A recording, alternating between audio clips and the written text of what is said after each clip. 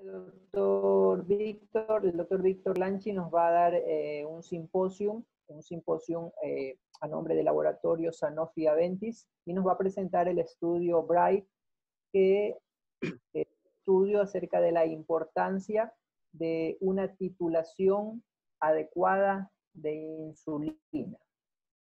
Muy buenas noches, doctor Víctor. Adelante, por favor. Buenas noches. Buenas noches. Y gracias por la presentación. Para mí es un honor de estar este día aquí para dar esta charla como tal. Me saco esto de aquí. Bueno, este es el libro que acaba de mencionar el doctor Loaiza. Es de nuestra Sociedad Diabetes y Tiroides, con mucho esfuerzo de todos los que nos dimos el tiempo, cerca de 2 años, para lanzarlo. Sin embargo, les comento que lo íbamos a hacer para marzo, pero por esa situación tuvimos que postergar. Sin embargo, gracias a Dios hemos llegado. El día de hoy vamos a presentar el estudio BRIGHT, que es un estudio tan trascendente para nosotros, que nos permite saber qué es lo que podemos hacer con los pacientes. Perdón que tengo un poco de dificultad. Y ya. Perdón. Que nos permite saber qué tenemos que hacer con los pacientes para el manejo de este tipo de insulinas. Bueno, para nosotros, los que nos dedicamos a este tipo de enfermedades, les comento que es un alivio. Porque recordemos para los médicos de mi edad o un poco más, ¿cuántas veces pasamos malas noches por tener hipoglicemias y estar corriendo de lado a lado? Hasta que apareció la glargina 100.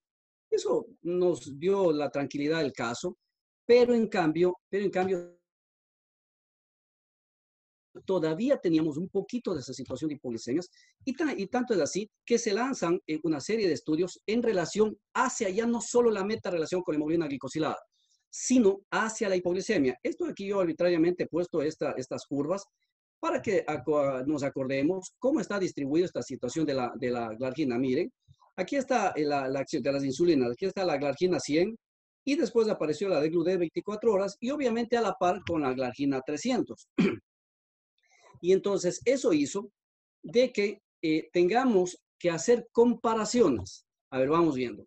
El grupo de edición, que es una serie de análisis, en 3 de ellos lo hacen la comparación en los diabéticos tipo 2, porque el de edición 4 es en diabético tipo 1. Y entonces comparan la insulina basal versus qué es lo que pasaba con la insulina de acción basal, la NPH, la glargina, y los comparan con la insulina glargina 100, glargina 300, para ver qué pasaba con la hemoglobina glicosilada. Y más o menos es una copia de acción, es decir, si comparamos entre las insulinas versus la 100 y la 300 cruzando con la hemoglobina glicosilada, está a la par. Y obviamente el estudio lanzan el estudio BEGIN, en donde la degludec se compara con la glargina 100 y también logra la meta, que es la hemoglobina glicosilada, paralela, par, comparable, como quiera mencionarse, y esto con sus buenas P y sus buenas validez y todo eso. Pero en cambio nos deja una situación. ¿Qué es lo que pasa con la hipoglicemia? Acuérdense que aquí ya no solo estamos hablando de las hiperglicemias y los controles, no estamos hablando ya de la hemoglobina glicosilada y las metas, sino estamos hablando de evitar las hipoglicemias. Yo tengo la costumbre de decir a los pacientes, cuando preguntan sobre las bajones de glucosa, que las hiperglicemias sí nos preocupan, pero las hipoglicemias, en cambio, nos asusta. Y entonces miren el análisis que hace el estudio BEGIN de la degludec y la glargina, qué es lo que pasó. Todo, acuérdense que en este cuadro, todo lo que esté para acá es a favor de la degludec.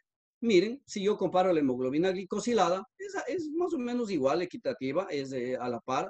Pero si yo comparo con la glucosa en ayunas o la hipoglicemia menos de 56, que es una hipoglicemia severa, y hago el corte con la glucosa en cualquier momento o la glucosa en ayunas, mire, está a favor de la degludet. Aquí hay una situación. Recordemos que cuando nosotros hablamos de hipoglicemia nocturna, estamos hablando de 12 de la noche a 6 de la mañana. Esa situación lo tenemos que tener bien en cuenta, porque a veces los estudiantes, cuando se ha dado charlas, nos han preguntado, ¿qué pasa a las 10 de la noche? No, el estudio fue a esta hora, pero más que a esta hora, también fue una situación, pero más que a esta hora, también fue una situación de que estadísticamente aquí es donde se presentan más las hipoglicemias. Y cuando hacen el análisis del estudio de edición, del grupo de estos tres estudios, miren, igual, cuando se hacen el corte de hemoglobina glicosilada, está a la par, la glucosa en ayunas a la par, pero cuando hacen el estudio de una glucosa en cualquier momento o la nocturna, resulta que está a favor de la glargina 300. Entonces ya está. Entonces, si tenemos unas insulinas de acción prolongada, la degludet y la glargina 300, ambos disminuyendo la cantidad de hipoglicemias cuando se compararon con la glargina 300, valía la pena recordar esta situación. Miren, si nosotros comparamos estas dos, es equiparable cuando se habla de la hemoglobina glicosilada, pero en cambio venía la dificultad de la hipoglicemia. Si ambas mejoraron al compararse con la insulina, con la glargina 100, entonces, ¿qué nos faltaba? Nos faltaba un estudio que los compare cabeza a cabeza. ¿Qué es lo que pasa? La glargina 300 versus la degludet en los diabéticos tipo 2. Y este estudio, bien. Entonces, el diseño fue un estudio de no inferioridad, multicéntrico, etiqueta abierta, aleatorización de 1 a 1. Está bien, el diseño es muy bueno. Y, ojo, no tiene nada que ver con antidiabéticos orales. Ya vamos a hablar sobre esta situación porque me pareció novedoso qué es lo que pasó, cómo lo diseñaron este estudio y qué pacientes eligieron. Los pacientes eligieron, miren, son prácticamente del consultorio, más de 18 años, más de un año de diabetes. Hemoglobinas glicosiladas podían entrar con 7.5 a 10.5 de porcentaje. La hemoglobina, la índice de masa corporal de 25 a 40. Antidiabéticos orales o los GLP-1 podían ingresar sin importar cuál de ellos sean y con el antecedente de no haber utilizado insulina.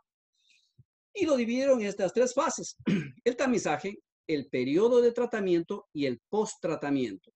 En el periodo de tratamiento lo dividieron en dos periodos. En la fase de titulación, yo tengo que recalcar esto aquí porque después de un momento vamos a presentar algunos detalles con estos periodos.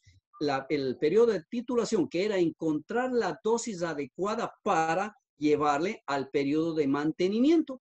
Y entonces ambos periodos tardaron 12 semanas, 12 y 12, 24 semanas se lanzaron el estudio. Entonces, esto fue el diseño para ello. En ambos grupos estaban grupos hasta numéricamente a la par, 466 para la glargina y 463 para la degludet. Y entonces miren, cuando se habla de en qué momento los pacientes tenían que ponerse la insulina, era de 18 a 20 horas y eran autoadministradas. Las dosis con las que iniciaron, acuérdense que son dos fases, ¿no es cierto?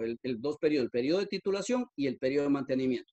Para los pacientes de novo, cuando recién iban a entrar al estudio, calcularon la glargina a 0,2 unidades por kilo y la degludet a 10 unidades de entrada, tal como dicen las recomendaciones. Y la meta a alcanzar, a mí me pareció sinceramente bastante exigente, por decirlo así, porque querían unas glucosas de 80 a 100, sin hacer hipoglicemia, o sea, estaban en el filo, en el borderline, pero en cambio, ese fue el diseño que encontraron. Tanto es así que si algún paciente en el control, en la fase, en el primer periodo de titulación, encontraban con una glucosa más de 140, bueno, le ponían 6 unidades, aumentaban 6 unidades, y si estaba de 120 a 140, aumentaba 4 unidades, y si estaba de 100 a 120, 2 unidades. Eso en la vida real nosotros yo voy a mencionar lo que nosotros hacemos, no hacemos así, pero el diseño fue bastante exigente y por lo tanto vale la pena la revisión bien de este estudio porque con esa exigencia como que nos da más colchón de tranquilidad a nosotros porque las exigencias fueron así. Y cuando se encontraba con hipoglicemia, había que disminuirle la glucosa. Miren, la dosis de la insulina, 2 unidades. Y entonces ya está. La fase de titulación se encargó de 8 a 12 semanas a encontrar la dosis adecuada de estos pacientes. Y tanto es así que en las primeras 12 semanas, más o menos del 70% lograron una glucosa menos de 100 tomada por glucómetro en ayunas. ¿Ya?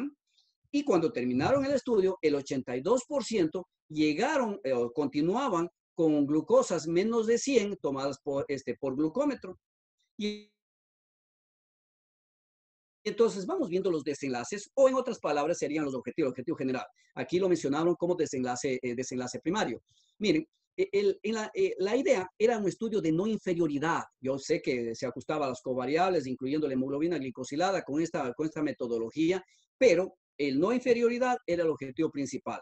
Luego venía, en cambio, la glucosa en ayunas, sangre venosa, la glucosa capilar, que es algo que nosotros tenemos que inculcar a nuestros pacientes con un glucómetro, la glucosa de 8 puntos, que ya vamos a desglosar que eso ahí, porque eso para la gente que nos dedicamos a diabetes es tan importante de aquí, que nos permite saber la variabilidad de la glucosa que tiene un paciente. Acuérdense que ahora se habla mucho de la variabilidad y está bien, ¿ya? Y los desenlaces de seguridad. Los desenlaces de seguridad tomados como hipoglicemia menos de 70, hipoglicemia severa menos de 54, en las 24 semanas, tanto en la fase de titulación como en la fase de mantenimiento. Y a mí me llama la atención este TAE, que son eventos adversos emergentes al tratamiento, que en otras palabras serían los RAM o los efectos adversos como tal. 16 países se metieron al estudio, o metieron en el estudio, pero a mí me llamó la atención miren, centros de investigación, 2 centros en Suecia, solo por coger nomás, en Suiza 2, ¿cuántos pacientes manejaron? 4 pacientes. O sea, imagínense la exigencia, 2 pacientes para un centro de investigación en un país. Entonces, como que fue bastante controlada esta situación y por eso tiene el peso que tiene el estudio BREATH. Entonces, ¿cuáles fueron las características basales del grupo? Miren, parte de la vida real, más de 60 años, más o menos 9, eso de ahí es lo que a todos los días llega a nuestro consultorio. Entre sexo, más o menos fue equiparable la cantidad. El IMC fue de 31 más o menos 4, 31 más o menos 4. Fue a la par, digamos que fueron completamente comparables. Los años fueron 10 años más o menos 6, eso es de la consulta diaria. La hemoglobina glicosilada de 8.7, 8.6 más o menos 0.8. Igual, si ustedes hacen memoria, ¿cuántas veces no tenemos pacientes que nos llegan así en lo absoluto todos los días? Y la glucosa en ayunas alrededor de 190, 180, y la tomada por glucómetro 178, 172, con más o menos equiparable como tal. Esas fueron las características que encontraron en este grupo. Y entonces, la disposición de los pacientes, metámonos ya un poquito al estudio. Todo esto fue para armar el estudio como tal. Y entonces tenemos 462 pacientes, ingresaron 462 pacientes en cada grupo. Terminaron 433 en el grupo de glargina 300 y en el otro grupo 432. Ahora, o sea, significa que discontinuaron o el abandono fue de 19 pacientes en glargina 300 y 30 pacientes en degludet 100. Si lo cogemos y los desglosamos, miren, 19, 30, 4 eventos adversos contra 5, una hipoglicemia para la degludet, la pobre adherencia también fue más o menos equiparable, y por otras causas discontinuaron 11 pacientes en el grupo de la glargina 300 y en la degludet discontinuaron 21, que corresponde al 4.5%. Lo que yo les decía, la terapia oral o la terapia o los GLP-1 no fueron reemplazados, no fueron modificados, continuaron con lo mismo que se estaba día a día utilizándose. Y como es lógico, la mayoría de los pacientes, más del 80%, como pueden ver aquí en la suma de los dos, utilizaban 2 o 3 antidiabéticos orales como tal. Y esto fue la distribución de los grupos de acuerdo a los fármacos. Como era de esperarse, la metformina es la que lleva la punta. La sulfonilurea, acuérdense, es en segundo lugar, acuérdense que es en el 2018. Poco a poco esto está en dificultad, la selección de este tipo de grupos. Sin embargo, existe todavía pacientes para ellos. Los inhibidores de PP4, SLT2 que están en alza, igual que la GLP-1, las glitazonas, glinidas y la alfa-glucosidasa, nosotros no tenemos en nuestro medio, sin embargo, entraron en este grupo. Y más o menos, como pueden ver ustedes, fueron equiparables. 46% utilizaban más de 2 fármacos, a más de la insulina, y 45% en el otro grupo, 46% en la glargina U300. Ya está. Ahora, veamos qué pasó con el estudio como tal. Veamos qué pasó. Miren, en el desenlace primario, que es el objetivo como tal, la idea era no inferioridad, ¿verdad? Entonces, veamos qué es lo que nos pasó. Miren, la hemoglobina glicosilada tiene una curva más o menos paralela entre las dos, entre la glargina 300 y la de Gludet. Porque hay esta rampa más descendente en las primeras 12 semanas, porque acuérdense que es la fase de titulación. Aquí se podía sumar dosis para llegar a la meta, ¿ya? Y una vez que llegaba aquí, bueno, lo dejaban en la fase de mantenimiento con la misma dosis, y entonces de 8.7, 8.6 de hemoglobina glicosilada, que es lo que encontraron, llegaron a 7, es decir, ambos tuvieron una disminución de promedio de 1.6% de hemoglobina glicosilada. Quiere decir que la situación de no inferioridad se estaba demostrando como tal. Y miren, ¿qué es lo que pasaba con la influencia? Si bien es cierto, no era un objetivo, pero han analizado esta variable. ¿Qué pasaba con la influencia de los otros antidiabéticos versus cada uno de los dos grupos? Como pueden ver en este bosque modificado, no hay ninguna variación. No tuvo nada que ver o repercutió cada uno de estos fármacos que no sean las insulinas. Por lo tanto, es completamente válido la duda que tenían o esta presentación. ¿Qué pasa con el desenlace secundario? Es decir, la glucosa en ayunas, tanto venosa como capilar, y a la vez los 8 puntos que ya vamos a mencionar en un momento. Miren, cuando nosotros hablamos de la glucosa en ayunas, sigue la misma curva. Es como una especie de espejo, ¿no? Tanto en ayunas como la glucosa capilar, la venosa y la capilar, como pueden ver, semana a semana, se unían, se separaban minúsculamente, pero no hubo mayor diferencia entre las dos. Y la fase de titulación, ustedes ya ven cómo es la exigencia que mantuvieron para ambas insulinas y el periodo de mantenimiento como tal. Esto ahí está.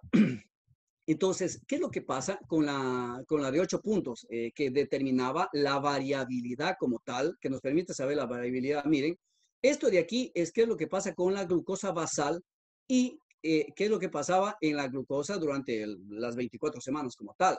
Entonces, miren, el perfil de los controles de la glucosa tomados a las 3 de la mañana, antes y después del desayuno, antes y después del almuerzo, antes y después de la cena. Recordemos que en nuestro país la cena para nosotros se llama merienda, aunque en otros países, me parece que en Colombia merienda es una comida como tal, y al acostarse. Entonces, son 8 glucosas en total que les hacían el seguimiento, y las curvas siguen más o menos siendo un espejo la una de la otra, tanto la glargina 300 como el comparador como tal. Y entonces cuando se hablaba cuando se habla de la variabilidad, como pueden ver, la variabilidad más o menos es similar la variabilidad en esta de la glucosa de las 24 horas o en la glucosa del ayuno como tal. 22.5 contra 23.4 en la basal, y ahí abajo 13.8 con 14.6 entre la glargina 300 y la de Gludet 100. Por lo tanto, es comparable, está igual, se podría mencionar. Y finalmente, ¿qué es lo que pasa con el desenlace de seguridad con los TAEs como tal que se mencionó aquí? y versus la hipoglicemia. Acuérdense que hipoglicemia menos 70 o la severa menos de 54, tanto en la fase de titulación como en la fase de mantenimiento. Y entonces, en esta especie de mini bosque, digamos, en esta presentación estadística, vamos a ver qué es lo que pasó en el periodo completo, en el de titulación y en el de mantenimiento. El periodo completo más o menos fueron igual.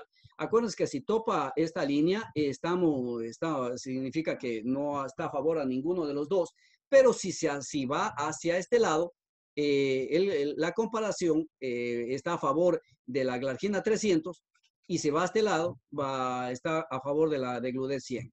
¿Qué pasa con la incidencia y la tasa de eventos? Vamos a ver, la incidencia.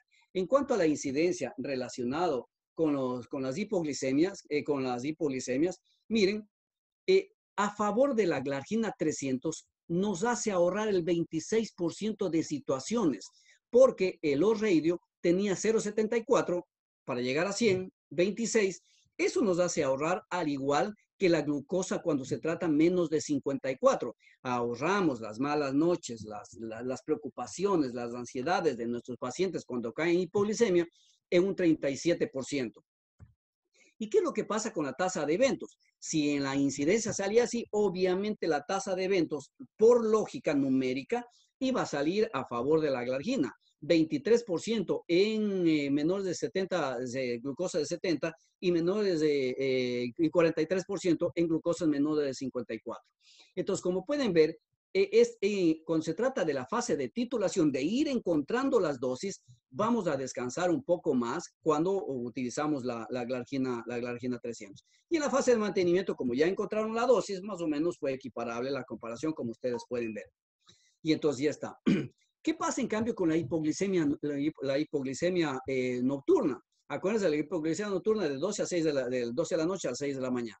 Entonces, si hablamos de la hipoglicemia nocturna, miren, y la tasa de eventos nos hace ahorrar el 35% de la tasa de eventos si comparamos estos dos tipos de insulina. Acuérdense que estamos muy lejos de la insulina de pH. Ahorita estamos comparando entre dos insulinas que demostraron la hipoglicemia y se compararon con glargina 100 y como ambos eran buenos, vamos a ver, disculpen la vulgaridad que yo voy a mencionar, pero nuestro pueblo dice, vamos a ver quién es la más mejor, dice. Entonces vamos a ver esta situación de la tasa de eventos en un 35% relacionado con la hipoglicemia nocturna. Pero si hablamos en forma con el periodo completo y en el periodo de mantenimiento, fue equiparable como tal. ¿Qué es lo que pasa con la hipoglicemia y los otros antidiabéticos que se utilizaron? Nada, en este bosque se puede ver que todos en lo absoluto topan la línea, esta línea y por lo tanto no hay ni a favor ni en contra, ni el de la glargina 300 ni la Degludec 100. Y entonces, ¿a qué hora fueron las hipoglicemias? Acuérdense, en las madrugadas es cuando, o en las mañanas es cuando nosotros estamos pendientes y nos llaman, doctor, algo me pasa, estoy tembloroso, estoy nervioso. Miren, era lógico, en las mañanas, de 4 de la mañana a 8 o 10 de la mañana, la mayor cantidad de hipoglicemias. Y como pueden ver, la hipoglicemia más manifiesta, de acuerdo a la incidencia, está con la Degludec. La glargina tuvo la ventaja de estar en menor cantidad, y eso hace que se permita un dibujo, una especie de histograma, digamos, un dibujo que nos permita saber cómo es la fluctuación, es decir, mientras más plana, más estable la insulina, y si ustedes pueden ver, esta es la curva de acuerdo a la variabilidad de la glucosa, con esos glucosas de 8 puntos, de 8 veces que le hicieron, es un tanto más plana, por lo tanto se diferencia de la Degludec como tal en el 20% menor en la insulina glargina en comparación con la Degludec 100. Entonces ya está. ¿Qué pasa con las dosis? Recordemos que la glargina partió de 0,2, y recordemos que la Degludec partió de 10, 0,2 por kilo, y la Degludec partió de 10 unidades, tal como dicen las recomendaciones. Al final se tuvo que elevar en la fase de titulación. Acuérdense que la fase de titulación fue para encontrar la dosis adecuada y dejarle con la fase de mantenimiento. Un 33 unidades se subió de promedio y 29 la otra, que más o menos es comparable como tal. ¿Y qué pasa con el peso? Esto vale la pena mencionar. Acuérdense cuántas veces no vemos diabéticos que están preocupados por su peso y todo el mundo hablamos de la insulina y que tiene que ver con el peso que se eleva y todo eso. Miren, al final de las 24 semanas, la glargina elevó 2 kilos y la degludet elevó 2.3 kilos, que si bien es cierto para nosotros puede ser poco, pero para nuestros pacientes es un alivio, es un alivio desde el punto de vista emocional. Y entonces es así que se lanza una curva comparativa de los cambios de peso entre la glargina y la degludet, y entonces aquí está la comparación como tal, y con un intervalo de confianza completamente válido, tanto en la primera, al final, perdón, de las 24 semanas. ¿Qué pasa con los eventos emergentes, que son los TAEs, los eventos emergentes como tal, durante el tratamiento? Todo esto, si pueden ver, entre la glargina 300 y la de 100, todos fueron más o menos iguales. Aquí nos llamó la atención esta situación. Miren, ¿qué es lo que pasa con la glargina versus pacientes que en eventos adversos emergentes durante el tratamiento se hayan muerto? Disculpen, ¿ya? Pero este muerto no fue acuñado a la glargina, sino resulta que uno de los pacientes, el paciente había tenido un adenocarcinoma de colon. Entonces no se lo sumó. Entonces ya está. La discusión final, y ya cuando terminan el estudio como tal, concluyen con esto. Como ustedes pudieron ver, cuando se habla de la hemoglobina glicosilada y cuando se habla de la glucosa en ayunas, con el glucómetro es completa comparable, es equiparable y está bien, ¿ya? Es similar. La variabilidad de la glucosa en ambos fue igual en ambos tratamientos. La ganancia de peso fue modesta en comparación sobre todo con la degludet, y, y esto hace que para la larga de los tiempos, obviamente tengamos en cuenta esta situación del peso. Ya digo que es un poco, por eso por eso se menciona en forma modesta. Y todo esto fue a favor de la glargina 300. Y entonces miren, en la discusión, en el periodo completo o en el periodo de mantenimiento, la cantidad de hipoglicemias fueron completamente comparables. Estamos bien. ¿Qué pasó en la fase de titulación? Ahí vino la diferencia. Miren, la incidencia de las tasas de hipoglicemia confirmada a cualquier hora, o la tasa de hipoglicemia nocturna confirmada, fueron menores en la glargina 300.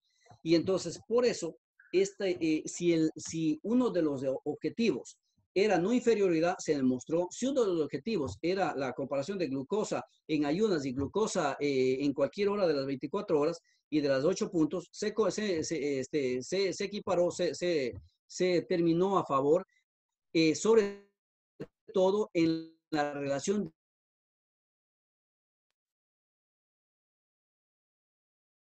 de la. Y entonces miren la conclusión. Los comparable o similar por la hipoglicemia comparable durante el periodo completo, pero menor hipoglucemia en cualquier hora en cualquier hora del día, sobre todo en la fase de titulación, a favor de la glargina 300. Y entonces,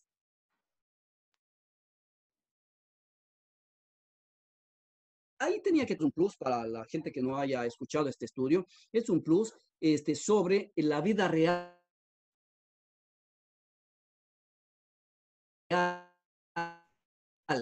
urea, creatinina, microalbuminuria, con los insuficientes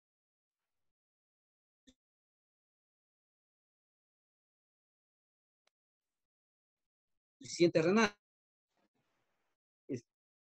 Cogen a los pacientes y equiparación o la comparación entre los dos.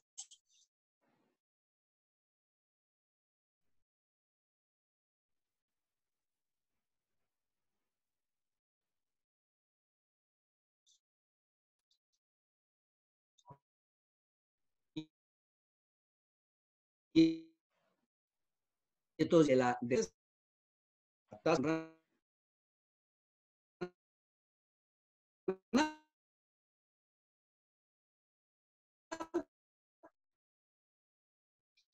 y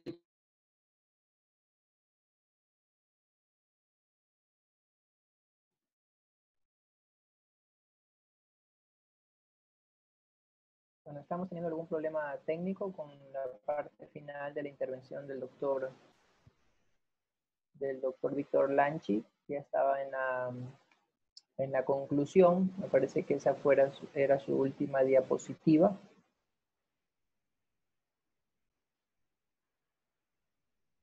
Y logramos recuperar. Ya. ¿Estamos de nuevo? Okay. Doctor Víctor, ahí lo estamos escuchando. Disculpen, qué pena con esta situación. Bueno, sigamos. Estábamos viendo qué pasó con estas insulinas de acción prolongada en los pacientes con insuficiencia renal como tal, versus el filtrado glomerular. Y en estos pacientes que ingresaron, resulta que el 10% de los pacientes tenían un filtrado glomerular menos de 60. Ojo, acuérdense que los cogieron y vieron cuánto de filtrado glomerular tenían, y en eso también era más o menos equiparable porque el 10 y el 11%. ¿Ya? Y entonces, tal como se espera, se hizo los análisis respectivos. Esta tabla ustedes ya vieron, 65 años, hombre, mujer, el índice de masa corporal, la hemoglobina glicosilada, más o menos qué porcentaje fue, más de 10 años y menos de 10 años. Y esta es la tasa del filtrado glomerular como tal. Y entonces, miren, cuando se trata de un daño renal, acuérdense que esto de aquí para acá, a favor de la glargina, y de aquí para acá, a favor de la degludec. Entonces, se vio... Tiene un minuto, por favor. Ya, se vio que el filtrado glomerular, que cuando se trata de este tipo de pacientes, más protección da con la glargina. Estos son los dibujos como tal equiparables, en 90% del filtrado glomerular, 60-90, pero cuando se trataba menos de 60, estaba a favor de la glargina como tal, y entonces la discriminación de 8 puntos igualmente, y aquí es con respecto a la hipoglicemia, que más o menos es igual. Y para terminar, miren, la conclusión de este estudio en el brazo versus el filtrado glomerular fue: existe una mayor reducción de la hemoglobina glicosilada. Pero si hay una mayor reducción de la hemoglobina glicosilada, nosotros siempre nos preguntamos, o sea, ahí mismo de hipoglicemia. ¿No? La incidencia y tasas de hipoglicemia fueron comparables en este estudio. Sin embargo, habrá que hacer más estudios con más pacientes y un grupo mayor como para sacar una conclusión definitiva, pero se demostró que existía mayor reducción de hemoglobina glicosilada en estos pacientes sin hipoglicemia. Doctor. Muchísimas gracias, doctor Víctor. En honor al tiempo, tenemos una pregunta nada más y vamos a tratar de responderla en un minutito, aunque vamos a tener luego en el programa, recuerden que hay un taller de insulinoterapia donde creo que esta pregunta va a ser ampliamente respondida. La persona pregunta, el colega nos pregunta si hay algún parámetro para utilizar insulina en un paciente diabético. Creo que hablemos específicamente de la insulina que se utilizó en este estudio. ¿Hay algún parámetro para utilizar este tipo de insulina en paciente diabético? Bueno, esa es una pregunta sumamente larga. La insulina ustedes pueden utilizar desde que debuta su diabetes hasta cuando con los antidiabéticos orales no se normaliza la hemoglobina glicosilada, o en hemoglobinas glicosiladas más de 8 de acuerdo a unas publicaciones, más de 9 de acuerdo a otras recomendaciones, o en las crisis agudas, en las fases de cirugía, en el embarazo. O sea, es una pregunta bastante amplia, pero sin embargo, en el taller, tal como mencionó usted, lo vamos a desglosar. Perfecto. Muchísimas gracias, doctor Víctor. Excelente exposición de este estudio Bright. Gracias al laboratorio también Sanofi que nos está brindando este simposio. Gracias a ustedes.